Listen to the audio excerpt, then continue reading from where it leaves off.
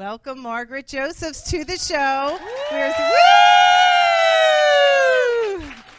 Welcome. We are so excited to have you.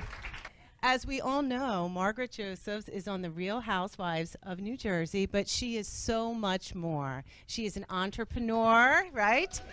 She is an entrepreneur. She's a fashionista. She has 3 companies. She has been through a lot in her life. She was born to immigrant parents. She's been through a lot of struggles, and she's here to tell us about her childhood, how she got to be so successful on Bravo TV, and some really good secrets for successful women, women empowering women. We will get to the audience a little later to hear all of your questions about the show, The Real Housewives of New Jersey, and you'll get some of the dirt. But we're going to get to know Margaret a little bit first and find out about you. So welcome to the show, Margaret. Oh, thank you so much for having me. I'm super excited to be here. Thank you. That's great. That's a beautiful introduction. Thank you. A lot to live up to. Thanks. We're glad you're here. So the book, Caviar Dreams, Tuna Fish Budget. You lay it all out there on the line for that book. You talk about your childhood. You talk about your mother, who you're so close with today, but some of the struggles growing up with a single kind of wild mother and some of the trials and tribulations that you've been through. So what inspired you to write this tell-all book for the world? Tell us a little bit about that. Well, I wrote Caviar Dreams, Tuna Fish Budget because I feel everybody knew my public persona from the show. And no one really knew the backstory of my life, how I got there. I didn't get on the show till I was 49. I'm now 55, though I look much younger since all my plastic surgery. Just saying. But, and I've always had people writing to me and saying, Margaret, how'd you start your business? Your relationship with your mother is so interesting. I got divorced. I have issues with my children. You don't have kids. And I was like, yes, I do. I have a biological son. I raised my stepchildren. So I was like, you know what? It's time to write a book because I've been through so much in my life. I've had many lives, many careers. And it was time to really tell the story of how I got to where I was and how many times I had reinvented myself and pushed through a lot of tough times. And I thought it would be inspirational because people do suffer and there's no overnight success. So I thought it was time to really tell the real story. The real story. Well, you've been very successful. Thank you for being a friend of Dress for Success, too. And make sure that you buy the book because some of the proceeds go to Dress for Success. And, you know, you're a friend as well as a lot of the other housewives of Dress for Success. Yes, so thank Dress you. for Success, so important. Yeah. So, Gabby, I think you have a question. Yes, absolutely. Well, as all of you you know, I'm from Europe. So as the first page I turned into the book, you know, was all about that vibration and that connection about, you know, your parents were from Hungary. Yes. Okay. Yes. And they came over, and the lifestyle you had there, and your mother, Margaret Senior. Yes, Marge Senior. Marge Senior. Lovely. I like the lady. You know, she always escaped under the phrase, "We are European," and that totally resonated with me because, sorry, my son, but that's a phrase that I use often. So, but what I'm interested to know is, what did it mean to you at that time? Well, growing up with Marge Senior, I want to do a little backstory. My mother came here in 1956, just with the clothes on her back, rode on a bicycle into Austria because it was the, I don't know if you guys watched the season at all, but we spoke about it a little bit. It was the uprising again. The Russians were coming in. So her and her parents had went over the border into Austria because Austria had opened up the border from Hungary so that Hungarians could escape. She was on the first plane coming in to the States. And she, you know, was a little girl, didn't speak English. My grandparents cleaned houses because, you know, they couldn't speak English. They had a hustle and everything else. So, you know, they weren't the most traditional. You know, little kids in Europe drink coffee, things like that. So it's very funny. At age 4, I was drinking coffee. You know, I didn't realize when I had gone to kindergarten, you know, when I was telling the teacher, "What'd you have for breakfast?" I was like, "Oh, I had a cup of coffee and some Oreos." So when you know, which is not obviously a healthy breakfast. And my eggs were fried in bacon grease and things like that. So when I went home, my mother's like, well, we're very European, and her excuse for everything that wasn't traditional American was, well, we're European. European things were also, we're very comfortable with nudity in my house. And because I feel like Europeans are much more comfortable with their bodies, be it whatever size you are, and very body positivity compared, at the time to Americans. So I was very comfortable being naked. That's a running joke on my show as well. They're like, Margaret's always naked and very comfortable. It upsets my husband very much because he's like, you're walking around naked in front of the window. So that was the whole thing also. My mother was like, well, we're very European. We're very comfortable with our body. Be comfortable. We're European. So that was the story growing up. So the excuse, everything also for strange behavior on my mother, I think she also used it as an excuse, was like, well, we're very European, sweetheart. That's amazing. And Marge turned 75, so happy birthday Yes. to her in the Oh, last thank season, you. right? Yes, So you had Marge a Senior. grandiose party for her, Yes, which looked big fabulous. big Hungarian theme party for Marge Senior. And before turning out to, you do need to get the book because actually Margaret, in every end of the chapter, she gave us little tips of life lesson about, how to navigate life in the high, So I like that very much. And the reason I brought this copy was the paperback is because this is a bonus chapter from the original book, and that I interview Marge Senior. So that's why I brought this book, because it was important. That's great. Thank you. Great. Well, Marge, I am so excited to meet you in person because I didn't realize that you were an entrepreneur. I'm a single mother, and I know that you grew up with a single mom, and that you build these companies right off your coffee table, or I should say your island, your beautiful island with your crumb cake and your coffee. I love the idea that you built something out of nothing and build it into millions of dollars. But you know the part that I enjoy the most when you say your definition for setback. Can you share with them what setback means to you? A setback means the comeback is always stronger. Yeah. Because that's what I've had numerous setbacks, and thank you for saying that. It's I started my own business when I was married to my ex-husband in my kitchen. It is true, and because I had my son. And I was like, what am I going to do? I was a dress designer prior to that. And I was like, I have to be creative. I have to do something. And I started decoupaging. I don't know if you guys know what that is, but basically it's like, the art of it's like almost like wallpaper, attaching it to products. And I did it on buckets. And the buckets I bought at Home Depot. And they were known as Macbeth buckets. If you Google it right now, they still come up. And I was monogramming them, and I sold them to a local store, and they sold out in one day. And my partner and I at the time, who left the company very early, were like, oh, let's just do the New York gift show. We put our name on the gift show, and it was very of the moment. It was very shabby chic-y looking. They were very kitschy, and we got like $100,000 in orders. I was like, oh my God, I'm buying my buckets at Home Depot. Now what am I going to do? I have $100,000 in orders. How am I going to sell these stores? Magazines thought it was great. We were a small little company. I had to borrow money from my now he's my ex-husband, my husband at the time, and we were in business. And I just figured it out. And I figured it out. We were on the O list 6 times. We grew into an amazing business. I will say it was very successful. I was very blessed, but it was a real hustle. I mean, I was up all night, 24 hours. I had to open a factory over the years. It was a lot of fun, and I was very lucky. But then I had setbacks. I mean, listen, I was sued. I had things that I didn't know about, but I learned on the fly. You know which part I love the most?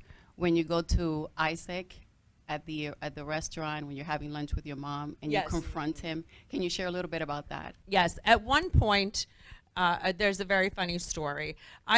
When I first started my business, I made everything domestically in this country. Then I had gotten into licensing, where we designed all our own prints and patterns. And licensing is basically you get paid on royalty, where you license out your brand so other people make products for you and you get a percentage of it. So at that point, I was licensing, I was in kitchen textiles, I was in tech accessories in Walmart. We were the first female brand in Walmart when iPhone cases were only black and brown and everything else. We were the first female brand in Walmart doing $10 million a year. Amazing. It was crazy.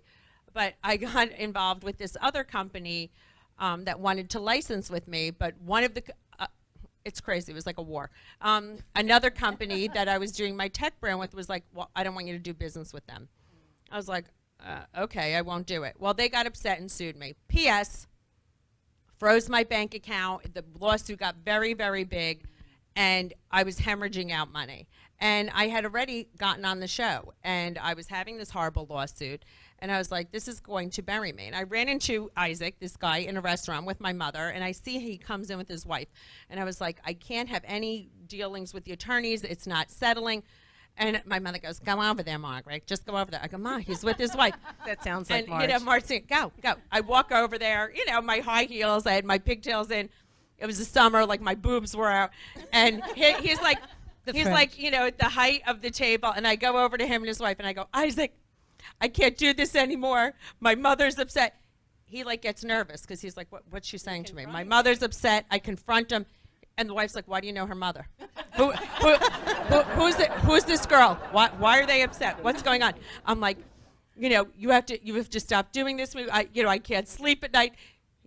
She's like, what's going on, Isaac? What's happening here? What and a I was great like, story. and then I go, oh, no, we're in a lawsuit. I said, you know, and then she goes, oh. I go, call your partner, Morris. I'm coming in on Monday. And I settled it myself. Like, I mean, some things I'm That's very much into take the Let's bull give her a by the round horn. of applause for that. That's like, being direct, being right You in have front to of be it. direct, and you have to fix your own problems. Yeah, that's an A lot. amazing story. I love it. And Joan, do you have a question? Yes, Marge. You know, you wear many hats. You're a mom, you're an entrepreneur, you're a TV personality, you mentor young women. How do you find the work-life balance? I mean, how do you do it all? Lots of coffee. You started very young with that coffee. No, I started very young. No, I will say, you know, everyone's like, can you have it all? Can you do it all? You can't have it all at once. And something does have to give. And I think women beat themselves up a lot, feel a lot of guilt feelings. And I feel I do a lot, but some things do give. Sometimes, you know, I'm not working out and I'm, you know, puffing up, but I don't beat myself up about it because I want to enjoy my time with my family. Or sometimes my business, I am ignoring it a little bit. I don't want to, but you can't have it all at the same time. And I think that's really true. But I do my best, and I try and prioritize what's on fire at that time. You know, We learn as women to juggle it all. which it is, and we juggle, and that's what we do. But the truth is, something does suffer at all times, but that's life, and that's what we do. That's what we do. That's great. That's great. I just wanted to piggyback a little bit on the mentoring question. You know, these young women nowadays, I develop confidence, and I'm a confident person, and I teach that to other young people. Now, you going through all that you've did throughout your life, how did you find the confidence to keep going? Can you encourage somebody? Yes, I will say, I was blessed with Marge Singer, though I have like said things about her in the book. You know, she was wild. I was very parenting to her. The one thing she always said to me was that you can do anything, and she gave me a lot of inner confidence. But the other important thing was, my first person I ever worked for, my first boss was a woman, Vicky Ferrara, and she was a great mentor. She didn't hold me back. She didn't feel threatened. She always lifted me up and was like, you could do better, taught me how to do things, taught me to be my best self. And I think that's very important for me. I work with a great team of young women. I always have young women that work with me. And I always encourage them to learn to do better. It's so important to have a mentor and mentor other young women. I mean, a lovely young girl, Lisa, who worked with me for 2 years, she had reached out to me. I always say I'm much more accessible than people think. We always make a joke about it. Because literally she had just emailed me, and Lexi said she sounded amazing. She worked for me for 2 years, and she was crying when she said, you know, I think I'm going to go to another job. I said, go. I'll write you a recommendation. That's, you know, you can't be with me forever. You know, I understand, you know, this isn't your lifelong goal to follow me around the house, you know, and you know, help do my social media. But it's like she said, I gave her the confidence, and I taught her things, and I taught her how to speak to people in a confident way. And I think that's what's so important, because you want to lift people up to be their best selves and grow, and you know, and they'll come back into your life. And I think that's what's so important. We can't be competitive with each other. Right. That's what it is, because there's enough, you know, everybody could shine bright. Someone else shining bright's not going to put out your light. And I think a lot of people think that, and that's not the way it is. There's room for everybody at the table. So that's great. Yeah. No, It is. So talking about competition, I want to get a little into how you got on the show, because I'm sure there's so many people in New Jersey that wanted to be on The Real Housewives of New Jersey. And I know that knowing Lexi and understanding a little bit about your background, you had some other shows and some other things in the works. So tell me how you got onto the show and tell us a little bit about that journey. Oh, it's a actually journey. Yeah, it's a journey. No, I got on season 8, but season 6 I was doing another show. It was called Pigtails and Power Tools. My agent at the time, Amy Rosenblum, who I love very much, I'm going to quick tell you that story. She had always I went to her for media training because I was going on CNBC and for business, and I went in with my pigtails, and they were like, "You're not going on CNBC with your pigtails." And I said, "I'm not going on CNBC with my pigtails." And then she was like, "Oh no, oh no." And I was like, "Yes, I am." So I went on CNBC with my pigtails at the time. She's like, "Oh, you're a character. You should do a show. You should be on TV more." So I became a lifestyle expert. I was doing all segments on Fox 5, on CBS. NBC would not put me on because I wasn't middle America enough, because I had pigtails, by the way. And that NBC owns Bravo. Things obviously changed. But with that being said, she said, "You should do a reality show." It was picked up, Pigtails and Power Tools, because Joe and I both worked out of the house, not the house we have now. That's a whole other story. That's a long process. That's a long process. And we were booked for that show. Season 6, I was ready to do that show. Season 6 Housewives had come to us, and they spoke to me, and they said, "We would love to have you on the Housewives." I let them tape me, and I was like, "Oh, it's like a joke." They called up, they said, "Bravo wants you to be the next housewife." I said, "Oh, I can't do it. I'm doing my own show." They called up, tried to get me out of doing my show. But at the time, my business was doing great. Everything was fabulous. I'm doing my own show. "No, I'm not doing Housewives. It's not for..." I would never do Housewives. That's it. I was like, I was like a real snot. P.S. 2 years later, Margaret sued, bank account frozen. I just moved into my house. Joe and I literally just moved in. My show didn't take off, and I was living there for 6 weeks, and my girlfriend Jody Goldberg comes over. She goes, "They're looking for the Housewives again." I said, "You wouldn't do it." I said, No. I'm not too proud. Wait a minute. I would do it. So she goes, "Oh, I'll tell the producer." They called, whatever. And they called me up, and I did a quick interview. Literally within 2 weeks, they're like, "You're the new housewife." I didn't have to go through like a whole crazy thing. But it was just very funny because I was like, "Oh my God." It was just full circle. But I think it was timing. Yeah. It was what really age timing. were you? When 49. See? 49. You can reinvent yourself. At Yeah, any so age. it was just, never it too was late. it was just like one of those things. Yeah, that's That's amazing. awesome. That is awesome. So what is something that you would tell your younger self that you've learned over the years, whether it's on the show or writing the book, a lesson for your younger self? Don't sweat the small stuff. Literally, because I mean, even now, sometimes I have to tell myself that. The things I hyper focus on, or that I did when I was younger that I thought was important, really wasn't important. And I think, everything will pass. It'll be okay. Because I think we worry about things, and where you start in life is not where you're going. Right. And I think everybody thinks like your first career, the first thing you're going to do is going to be your defining moment, and you're not going to be able to change it, and that's not the way it is. So everyone's so worried about their first job or their second job, and oh my God, I'm going to be stuck here, and this is going to change my entire life, and I'm never going to be successful, and that's not true, because at any given point in your life, you can make a change. I mean, any day you can make a change. How you're always willing to have a new experience. Now, I know that your childhood was a little challenging. When you shared the story, I was reading, I was like, "Ay, Dios mío, oh my God, what's going on here?" This poor girl, what's going on? But I love how you saw it in a light of positivity. You always said, "At least my mom was fun, and she was happy, and she encouraged me, and she made me happy." Now, there are some young people here. What would you say for those that have the hang up of, "Oh, my mom wasn't great," even to those that you try to be a great mom to? No, I think you have to look at it from the perspective of your parents are human. Everybody, most parents, I'm not going to say every parent, right, tries to do the best they can. and you try and make the positive out of every single thing. Because listen, my mother was the fun mom, right? She was, everybody wanted to sleep at my house. Now, I didn't realize she was nuts until I went to therapy. Even though she's, even though she's amazing, even though, she's amazing, she was great. And listen, sometimes I get PTSD and I'm 55 years old, so I'm like, Mom, don't drink. I have a freak out. But you have to look at it from the perspective of take the good, you realize what's not good, and just focus on the good stuff. And that's really what you have to do. And then you will make your own decisions as you get older, and you be responsible for your own life. And you're not responsible for their behavior.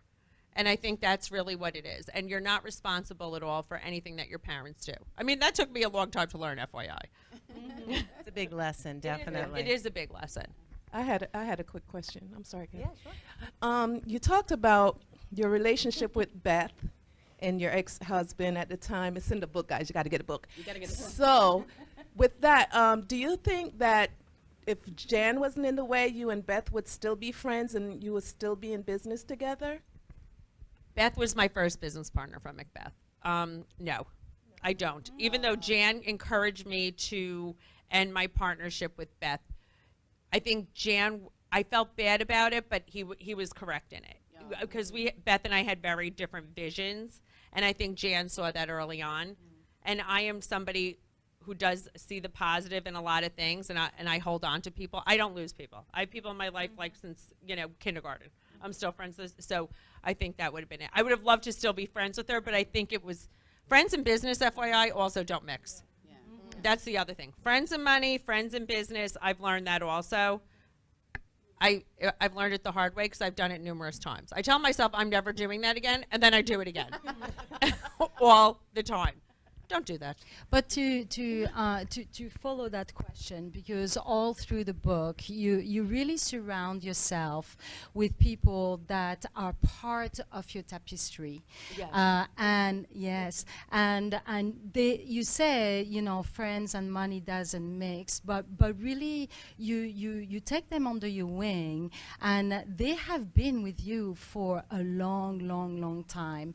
So how do you really make it happen on a regular basis? Meaning, do you really have a hard line of you my friend, you my business friend? No, I think the people who've worked with me and have grown with me have become my family. Like Lexi's been with me since she came to this country for 14 years. I think people on the show don't realize that. They're like, some people always ask who Lexi is, whatever. She's been with me for 14 years. She's like my sister. That's amazing. Yes, she's like my sister. So we grew my business together from the ground up. So she's my my family. So, and I think everybody who's been with me forever in my business has become part of my family, and I think that's what it is. When I say friends and money, meaning like I started businesses with people I've been friends with, and then if everybody's not making money, then you get screwed. Yeah. Right. That we haven't done. That's not the thing we've done. But everybody who is part of my life, even like my hairdresser, has become very, you're so part of your life every single day. You're so bonded and so intimate, and you share so many stories together, happy things, sad things, and you champion each other. That's why what it is. Everybody becomes so part of a family. I see that loyalty that you have for your friends throughout the show, and that's great. And Lexi is unbelievable. We like to even see more of her in the show, so maybe she'll be one of the next Real I probably Housewives shouldn't be coming announcing up. this, She but may be cast. I mean, it's been discussed. We're going back to filming very, very, very soon. So When you I had say just very a soon, I short mean break. very. You just had a short break from We ended last season, but you filmed confessionals all throughout the season. Reunion was just a few months ago, and it just aired. I mean, Talk to me about some surprises maybe that happened at the reunion that you weren't expecting from the other housewives. That was a great reunion, it was. by the way. I don't know if it was upsetting. I think when Joe Gorga stormed off, Yeah. I He didn't left the expect that. I stage. didn't expect him and Teresa to really fight like that. It was a very long day. It was that was 14 hours of filming. It's crazy. It was exhausting. It was just nothing was. I was surprised Dolores and Jennifer were fighting. Yes. that relationship is severed for sure. So the Joe Gorga, do you think that men on the show this season, they definitely got more involved with some of the women's issues, I noticed, and that's very unusual. And Joe Gorga, you mentioned, might have been, the start of that, and I think that's why he walked off, because people were saying he was too involved. Do you see the men No, getting he's involved? not too involved. He's not No, too involved. He's the best. I See, love that's him. great. That's See, what they no. were trying to portray a No, little well, bit. that's Some what of the other Teresa said, housewives. but no, he's loved and needed, and That's amazing. he is a great brother. No, I could never say he's a saint. That's great, because that was sort He's- of why he walked off. He felt a walked- little not No, appreciated, I No, think. he really brings a lovely lightness and fun, and sometimes he makes my husband drink a little too much. But besides that, he's amazing. Oh, that's great. Yeah. That's great. I think that the whole Teresa and Joe relationship, it's so volatile. Like, it's always up and down between them. And the sister, what's the sister-in-law's name? I keep forgetting. Melissa, who's adorable. The best, yes. Who's adorable. But for a while there, when Teresa had to be incarcerated due to her husband's mismanagement of the business, I feel so bad, because she was so young and she really didn't know what was happening. But she's a whole different Teresa today. I feel like she's on point. One thing I enjoyed about Andy. That's one way to put it. No. On point in business. Yeah, she's definitely In business, not in friendships, obviously. No. She's I agree. So- In business, she's much better. But humble. We're not. Oh, no, she's not humble, no. Now, Andy says to her to get a prenup. How do you feel about that? She should absolutely have a prenup. I said it right away. I mean, whatever I say upsets her. Yeah. But no, of course she should have a prenup. And when she says something like, "Well, he is more than me," I've said to her, he could, but tomorrow it could all be gone. Anybody's money could be gone in a split second. I mean, I've had it happen to me. It's like it goes, it comes, it's whatever it is. You have to protect what you've worked so hard to build. It's your second marriage. I just don't understand why you just can't say, this is for me and my daughters, that's for you and your kids. What we build together, we could split. There's nothing wrong with saying that. I agree with you on that point, definitely. Especially after being incarcerated. Absolutely. I'm not sure. I have to ask this question. It's from One the more book. question, then we'll One go more to the question. So this question's from the book. So you talked about the foreigner guy, the singer, right? Yes. And so I'm so curious. In the back of your mind, did you kind of know that I'm going to do this because I want the marriage to end? Not that the marriage was ending, but you just wanted that That's the marriage to question. be done. My marriage was, I know, it's funny that you're asking this because little that juicy. got so much press, and I was like, Jesus. I was like mortified. I was like waiting to get like a hostile phone call. My marriage was over. Otherwise, I wouldn't have done that. I mean, I was in therapy for my first marriage. Everyone's like, she cheated. She left her husband for the contractor. She was this. No one leaves a happy marriage, Correct. And of course, my dream, groupie moment to just sleep with the lead singer of Foreigner. I mean, I did put. All right, listen, I couldn't help myself. I was like. That question had to be asked, Margaret. His hair was so much better than mine. That's what I said to Lexi. All I could do was look at his hair. I was like, look at that hair. Wow. You are obsessed with hair. But his butt was I don't smaller have than good yours. hair. His butt was smaller than And yours. his butt was smaller than mine. I was like, that was like not for me. That's great. That's great. So at this point in the show, we are going to open up to the audience. I know you've been so patiently waiting to ask some great questions. We have Justin Michael, who is going to round up some of those questions for us, our fashionista, trendsetter, Justin Michael. All right. Do I have a Jamie? Would you like to ask your question to Margaret? Sure. Hey, Margaret. How are Hi, things Jamie. right now with you and Melissa? Melissa and I, very, very close. I mean, we speak on the phone almost every day. It's, on this show, I think our show works so well because we all have real friendships and bonds. So, yeah, we're great. Awesome. Thank you. Next, I have Phoenix. So I appreciated your transparency with professional setting. What advice do you give young women that you're mentoring now if they ever find themselves in a position like you did? I think young women now, speak up right away. Please feel confident. You did nothing wrong. Don't feel shame. You did not bring it upon yourself.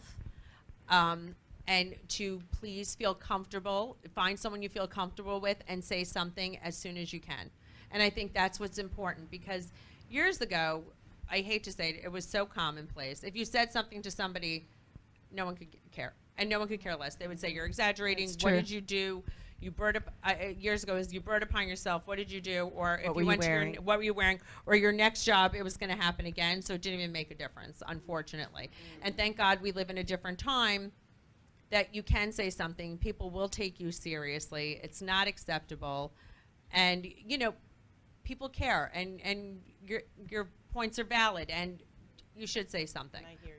And yeah, and I hear you, and Very that's good really advice. what it is. Thank you, Margaret. Listen, even in my office, my home office. I mean, I could tell you the craziest story. The guy who was living, next door to me was coming in. His shorts were too tight. I know it sounds, and the girls were uncomfortable because he wasn't wearing underwear, and they said it to me. Young girls, and I was like, Jerry, I had to say to Jerry, I was like, go put on a pair of underwear. You puffed up. Your shorts are too tight. You puffed up. And it's embarrassing.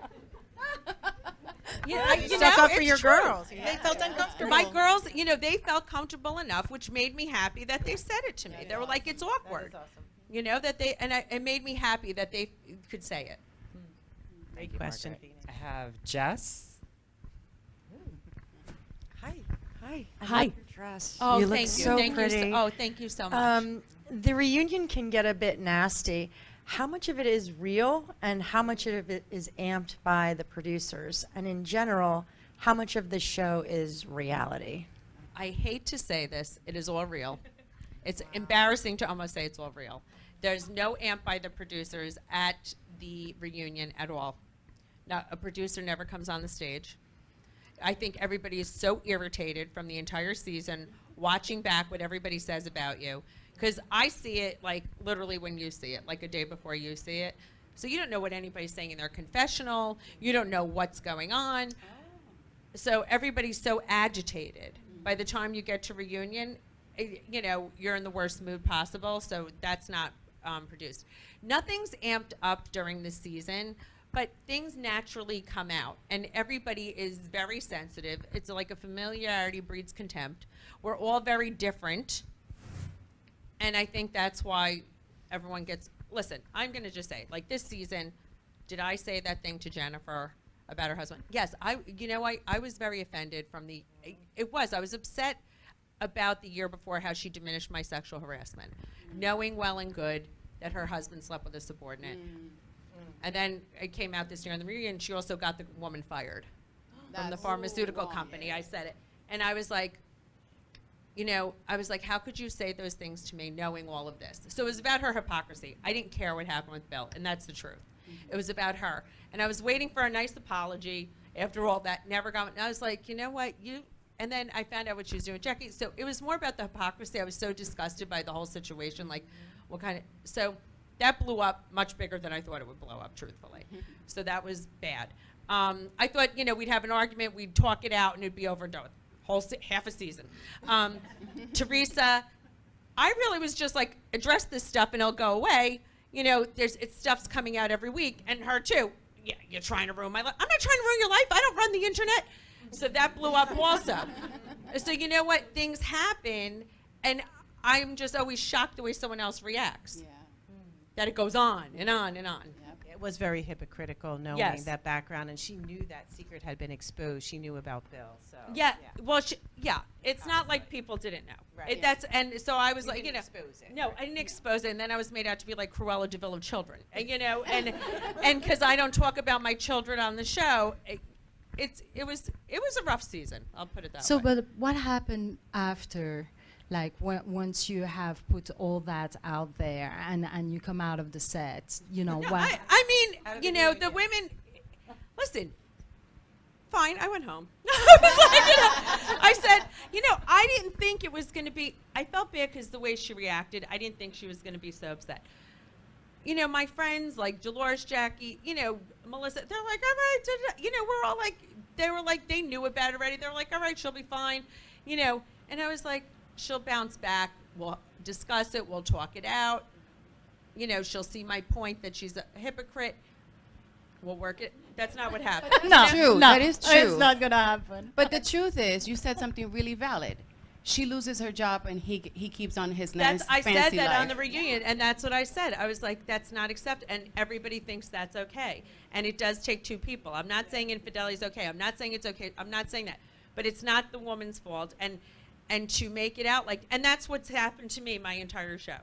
And at the end of the day, he was the one that made the commitment Right. to her, so he's the one that Yes. should be punished, Yeah, not the lover. Exactly. And And, Jennifer that's why trying to I've been bring- crucified endlessly, and then and I think that's my point that I was trying to make. But everyone was like, "Well, you're trying to ruin her life." I was like, "I'm not trying to ruin everyone's life. Everybody back it up." You And know? then Jennifer trying to bring Jackie into it, and it wasn't comparing. Yes, in- and I think that's what it in was. the right So it way. was very and you're protecting your friend too. Yes, She's wonderful. and Jackie, and yes, and I'm so close with Jackie, and she had such a rough season before that, and I was like, "Why are we trying to do this?"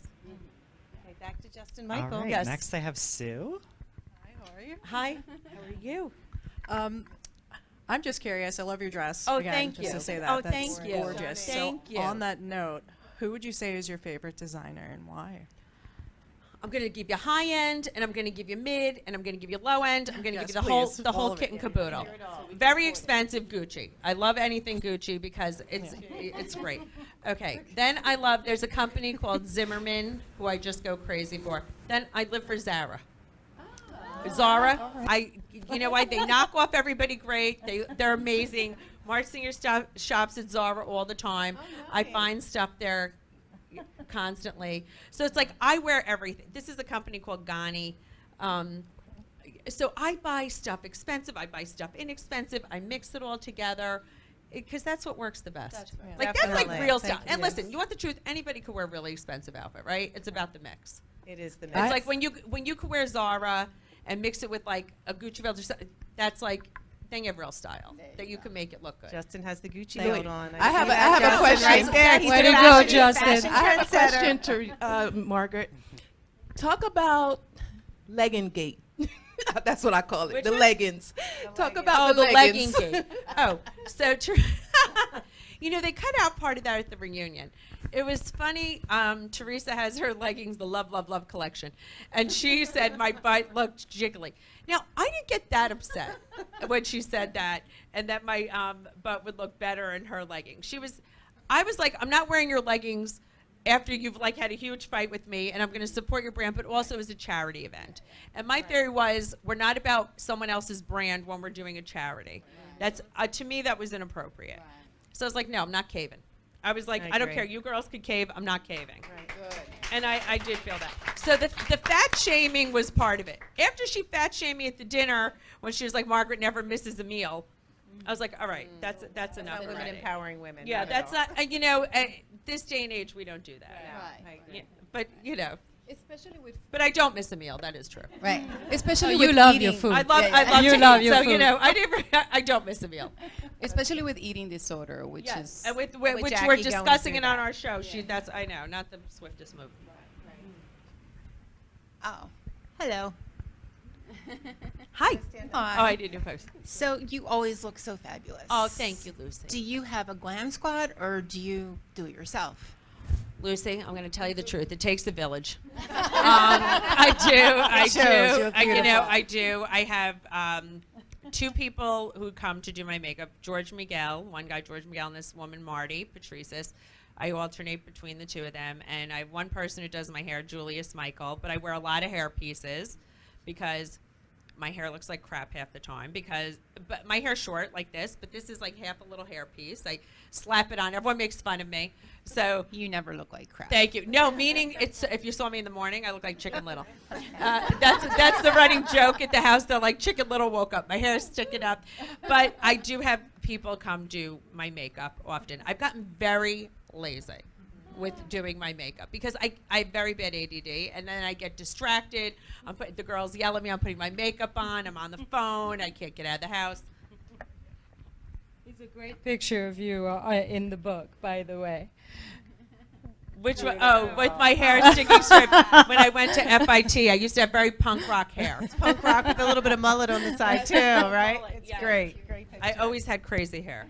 Justin love has it. another question from the audience. He's Have working his way Naisha. around. Hi, Love that Naisha. dress, by the way. Thank you. All right, me and Seema wanted to know, What would the woman you're becoming say to the woman you were?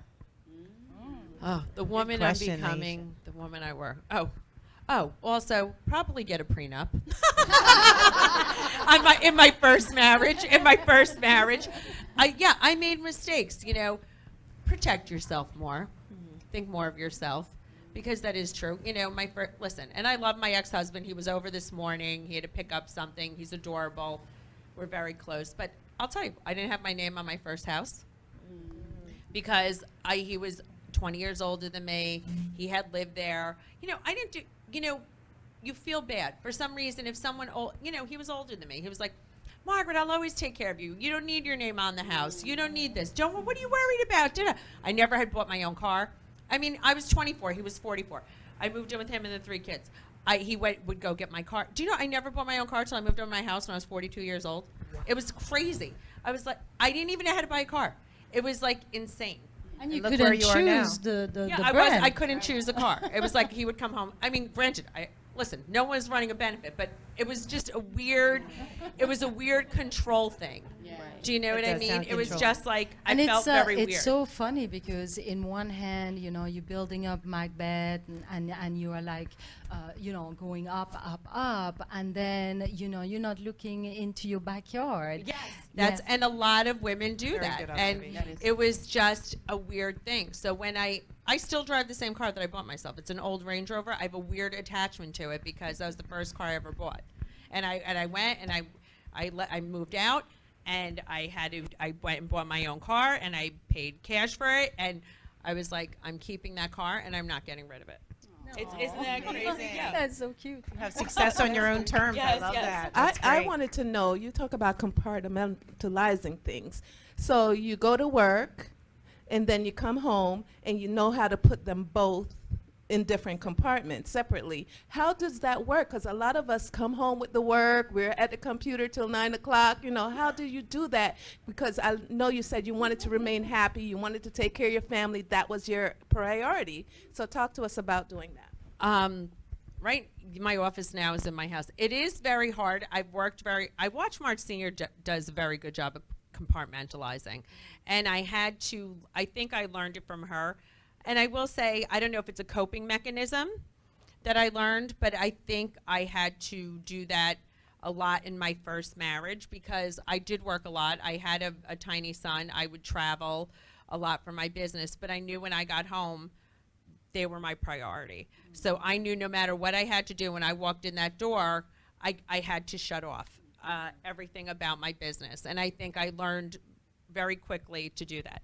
I think it's hard now with people we're on our phones and the social media, but I make a concerted effort. I yell at the girls also, like the girls I film with. We go out to dinner. Everybody has their phone out. I find that very offensive. Joe really taught me that also.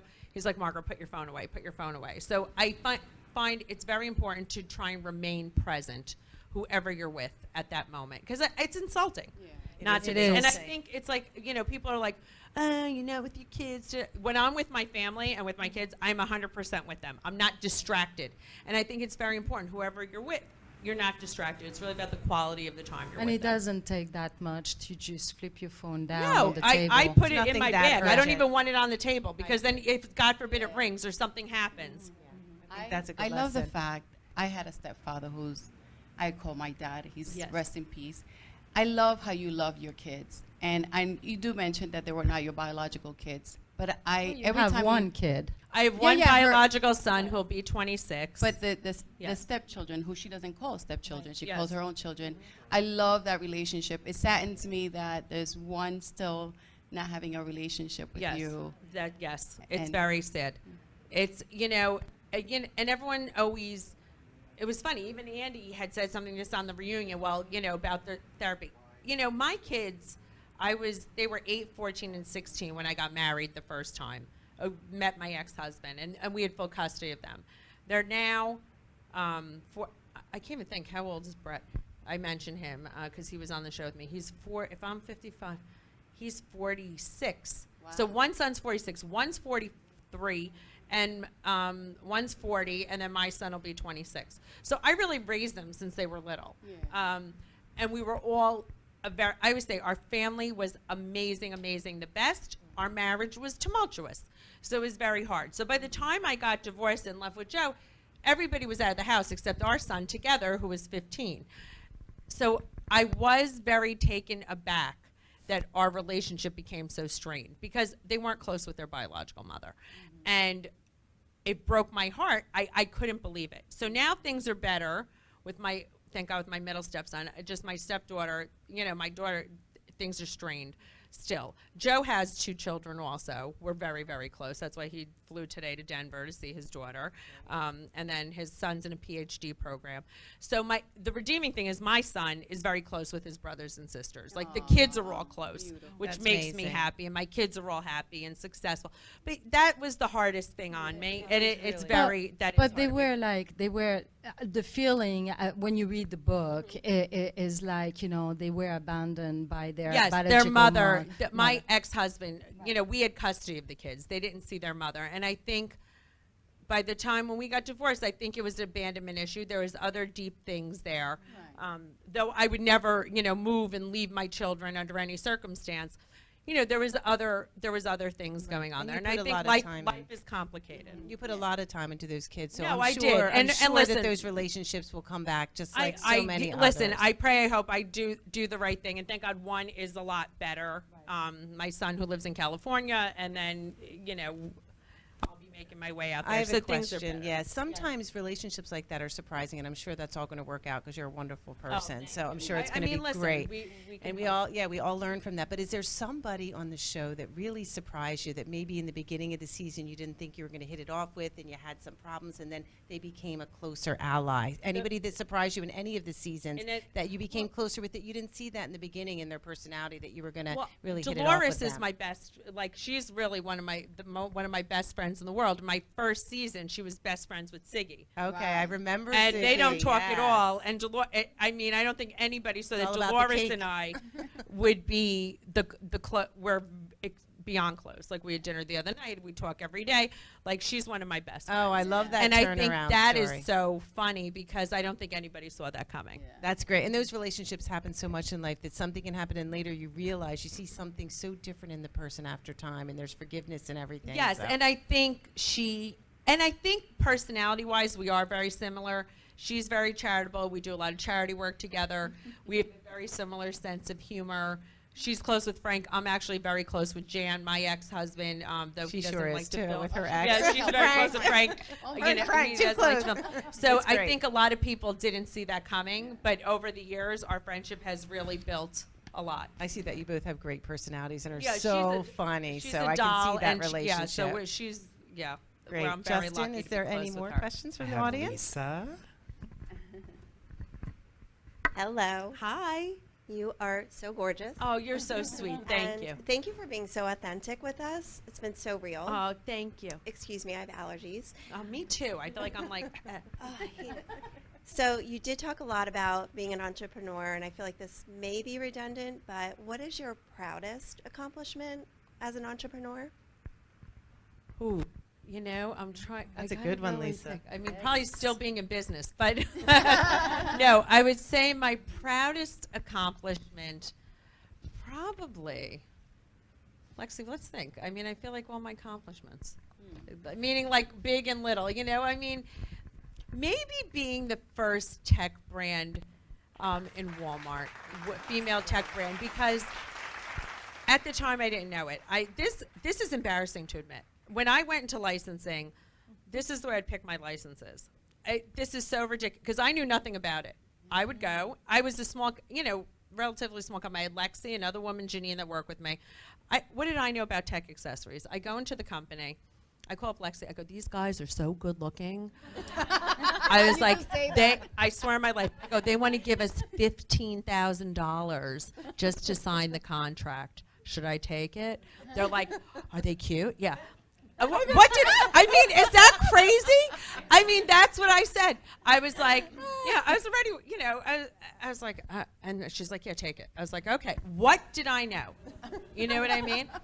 So I take the deal. I was like, they were. I said it was nuts. Meanwhile, they got me in a horrible lawsuit with these other guys years later. But I made a ton of money from them at the time. And they're like, yeah, MJ, we're going to do this. I would go to Vegas with them all the time. And they got me into Walmart, the first female tech brand. And they're like, you're going to be in Walmart, you're going to be this. And everyone's like, you don't want, oh, Walmart. Yeah, meanwhile, you sell Walmart, you make a ton of money. Yeah, so everyone, so that was like a very big deal for me. So I was like, this is so amazing. And then I'd go into Walmart, and there was like a huge, 8 feet of like, Macbeth collection. And it was a big deal. Like $10 million a year, like stuff that costs like $1.99, like to Walmart, that's a big deal. Wow. So I was like, that I was so proud of. And now I'm still in Walmart, with my beauty brand under a different label, under Candy Couture by Margaret Josephs. And like to have that sustainability that I still do that, and people don't even realize it, and that's expanding. That's a big deal to me. That's so I think amazing. that's my yeah, proudest a lot of women thing. are not in tech, so that's like Is, amazing in itself. Thank you. How's the situation with Macbeth right now? Is it still? Yes, it's still, yes, I'm still in licensing. COVID definitely, like right when I got on the show, I was having issues because I had a bad lawsuit. Then I built it back up because it's all licensed. I don't make my own products, which is great, and that's doing very well. But during COVID, some people went out of business. We had a great luggage line, but people couldn't bring in luggage from China anymore because of the tariffs, and then Oh my COVID hit. You God, couldn't yes. get containers in. Right. We couldn't do that. We're in pet products. We're in glasses. We have a beauty line. We're just launching loungewear, which will come out fourth quarter. So that'll be great. So I'm very blessed. That's doing well. We're launching a mocktail line that we actually own called Soiree. Can't wait for that. Lexi and I. That'll be out in July, which I'm excited about. That we own. So that's because I don't drink. I don't drink alcohol. Yes. Not only do I get a headache, I Read the book. post-traumatic stress disorder.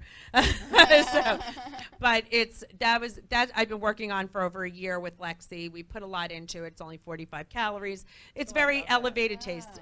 So we're excited. You have to bring it here in the Oh show yeah, I for will us to bring it. taste. We'll We'll have an definitely event. advertise Yeah, it for you. We so love we're that. excited. But we've been working on that. Sounds like you were reinventing yourself with COVID. Yeah, so too. that's Everybody what it had is. to change what they were doing in business. It was such a hard time yes, for and no, everybody. Macbeth every is still doing entrepreneur. great, but I feel like also Housewives doesn't last forever, right? Right. TV doesn't last forever. Nothing lasts forever, and I need, we both need something, a legacy for like our kids and things like that. So That's How's great. your podcast going? I was so excited to hear that you have a podcast. thank you. Yes, our podcast is going great. We like to have on entrepreneurs. Everybody does such a great pop culture podcast, like in the Bravo world. We have one, same name as my book, Caviar Dreams, Tuna Fish Budget. We have on all different entrepreneurs from all different walks of life, anybody who's a disruptor in an industry. So it's going well. We do it twice a month. It's anywhere you can find your normal podcast, Apple, Spotify, and yeah, it does very, very well. We have on very interesting guests. We love to do it. It's really a labor of love. I love having on people. Everyone finds it very inspiring, and it's been doing well. We did that right before the pandemic hit. We used to have a great studio in the city. Now we do it out of my house, which, but it's great. Podcast is amazing. Justin Michael is a big fan. I think he's watched all of them, right? Do you want to I say know. something We about do that, it. Justin? Do you have Yes, a question on that? we video them, but everyone does the audio as well. I wanted to know, the name of the book is Caviar Dreams, Tuna Fish Budget.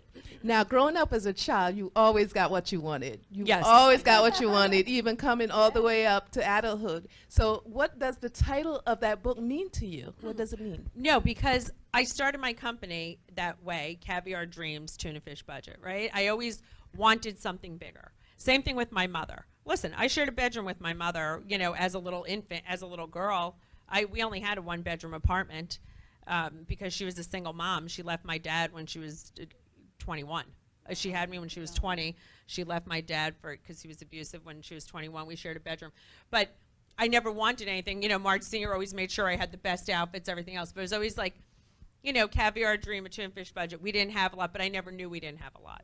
Yeah. And when I started my business, it was like on a hope and a dream, right? I had to borrow money from my husband, and I had a little factory. We were always like the little engine that could. So we always had like bigger aspirations, and it didn't matter. And that's where the title really comes from, because I always had a bigger dream, but from a humble beginning. And I think that's really what it is. So it doesn't matter as long as you keep dreaming about it. I don't care. It's funny because my brother-in-law, my ex-brother-in-law, probably always wants to kill me. He told me 1,000 times, give up, close your business. You're not going to survive this. This isn't any good. And I was like, no. And I always say my success is 50% delusion, 50% determination.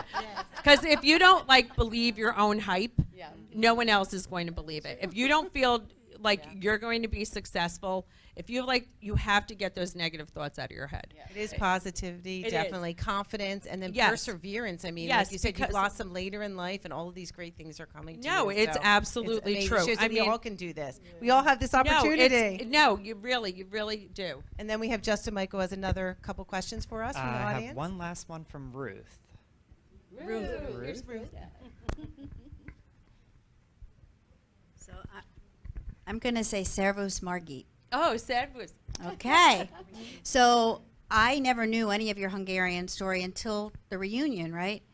I lost my husband 3 weeks ago. Oh, I'm so sorry. And he escaped Hungary in 1956. Oh, like March Sr. It was amazing. He had already passed when I watched, because I had to binge because Steve was sick for so long I didn't watch the show. But it was How like old was he? He was 67. He was 67. But the fact He was that a little boy. somewhere he brought down Hungary to you, to me. Oh, so that's thank so you. sweet. Oh, that's so sweet. What was his name? Steve István. István. Yes, That was Igen. István. Igen. Uh-huh. Persze. And that's great Fun. because it's like Marge Senior's birthday. Yes. That you brought back a lot of that culture and Yes. stuff, Ruth. And did you see 75th. that? Yeah. So many awareness about that. I know. Oh. Oh, thank you. You're so She's the nice. best housewife, Oh, that's for thank sure, you. right? You got to That come is visit for us. sure. You got to come over, see Marge Senior. We're sorry for your That's so loss. sweet. Kichi. No, Alpha like that Mingan Shuka. That's what I said. It means I forgot a lot. No, this is so crazy. Just the woman who does our nails, mine and Lexi, she's Hungarian, Monica. She's done Lexi's nails for 5 years. But now I'm like, now I want to do everything Hungarian. Now I'm only going to someone Hungarian to do my nails because I feel like Getting I've into the lost so culture. much of it. I didn't speak English till I went to kindergarten. And now my Hungarian is so, I could read it, I could understand it, but to spit the words out, they just don't come out. Terrible. We want to thank the audience for all your awesome questions. Let's give them a round of applause. We thank you. You can tell you have a lot of fans here Thank today. you so Margaret much. This was so Josephs. great. So nice that you guys all came out. Thank Yes. you. So this was our first live show. So we're so excited that you're our first guest. We're I'm so honored. excited, the Gab. Public. And do you have Live something public. else you want to say? Yes, I want to say thank you, Margaret, to have taken upon this first step for the Gab show to be our first guest as a public Live in live. person. And I also wanted to say that the first time I did met you at Dress for Success, you immediately put people in such a nice, comfortable way, like we have met each other and be together forever. Oh, So thank you. thank you so much for being here today. Yes. Thank and you. For somebody that's such a celebrity, what Gabby said, you were so approachable. You were so good to women. You're good to the Dress for Success women, some of them being here today. So everyone loved you. Everyone's Oh, a big that's so fan of you. We love sweet. Jackie. I we love you. But that you were night just so, was so special. That really and was you such stayed an amazing after night. and talked to all the fans. You were the last one there. They had to drag Yeah, you I out. know, we left. They were taken off to the restaurant without you because They you were left. still They talking They to us. dumped me. I had such a good time. I felt bad, that but night. you really We were gave a lot of together. yourself. Yes, we had such a great time. So thank you for giving all of these words of wisdom and letting women know that they can be successful at any age. That's so inspiring to all of us as we go through divorce and, later in life or reinventing ourselves and becoming entrepreneurs. Is there any last words of wisdom that you want to give to the audience that we haven't covered? Wine distributor. That is very important. Very important. And we all do love the relationship that we have with your mom after writing the book. Make sure everybody gets the book, Caviar Dreams on a Tuna Fish Budget. Thank you. It was just so inspiring, and I love that you have that great relationship with your mother and that she supported you in this endeavor, which is so important. you. So thanks for being Thanks here. so much.